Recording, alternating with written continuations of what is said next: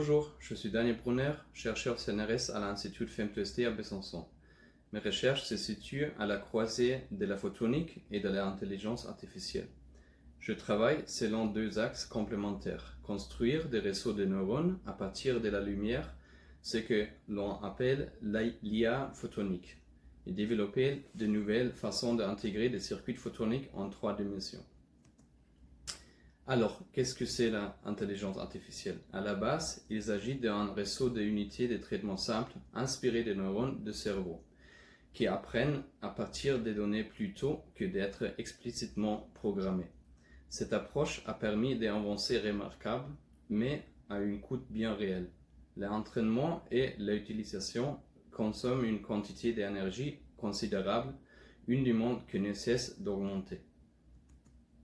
L'un des principes verrous se situe au niveau du matériel. Pour rendre l'IA nettement plus frugale, il nous faut en moyenne extensible intégrer physiquement un très grand nombre de connexions. Et tout comme dans le cerveau, cette intégration doit se faire en 3 dimensions et non en 2.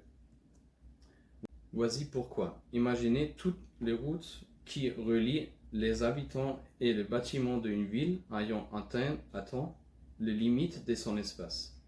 C'est exactement la situation des puces électroniques actuelles.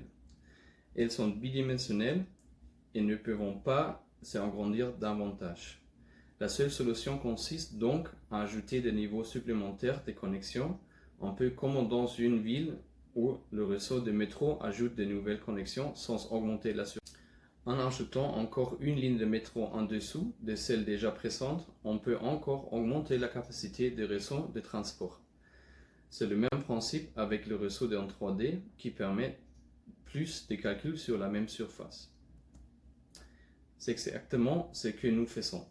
Nous utilisons une technique de fabrication additive appelée polymérisation de 2 photons pour imprimer en 3D, littéralement des circuits photoniques intégrés en écrivant de minuscules guides ondes optiques, voxel par voxel, dans les 3 dimensions, avec une précision submicrométrique et un contrôle remarquable de leurs propriétés optiques. Sur cette base, avec des collègues, j'ai développé une activité de transfert de technologie. Utiliser ce même procédé d'impression 3D non seulement pour construire des très grands circuits 3D destinés à l'intelligence artificielle photonique, mais aussi pour connecter des composants photoniques entre eux et vers le monde extérieur. Par exemple, relier directement un laser ou une puce à une fibre optique avec une précision et une flexibilité très difficiles à atteindre autrement. Je pense que cette approche a un potentiel considérable pour réduire le coût et abaisser la barrière technologique de la photonique intégrée, au point peut-être de la rendre au jour aussi répandue et aussi présente dans notre quotidien comme l'électronique.